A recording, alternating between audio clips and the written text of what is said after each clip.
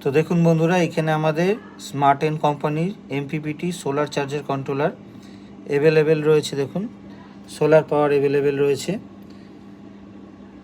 তো সোলার দেখুন 8.2 অ্যাম্পিয়ার দিচ্ছে 34 ভোল্টে, এবং ব্যাটারিতে কনভার্ট করে 19.9 অ্যাম্পিয়ারে কনভার্ট করে দিচ্ছে। তো এই চার্জার কন্ট্রোলারটা খুব ভালো। তো দেখুন, এখানে 177 ইউনিট আমাকে বাঁচিয়েছে। তো মেন্স অ্যাভেলেবেল রয়েছে, কিন্তু মেন এই অটোমেটিক ডিসকানেক্ট করে দিয়েছে, কারণ যেহেতু সোলার অ্যাভেলেবেল রয়েছে। তো এটি খুব ভালো। তো আপনাদের কিছু করতে হবে না, শুধু আপনাদের যদি বাড়িতে এক্সিস্টিং ইনভার্টার থাকে, ব্যাটারি এবং ইনভার্টার যদি থাকে, তাহলে এরকম একটি সোলার চার্জার কন্ট্রোলার কিনে নিয়ে সোলার প্যানেলের সাথে কানেক্ট করে কিন্তু আপনারা একটি সোলার সিস্টেম বানিয়ে নিতে পারবেন নিজেরাই, খুব অল্প খরচে। এর ডিটেলস জানতে আমাকে মেসেজ করুন, আমি আপনাদের বলে দেবো।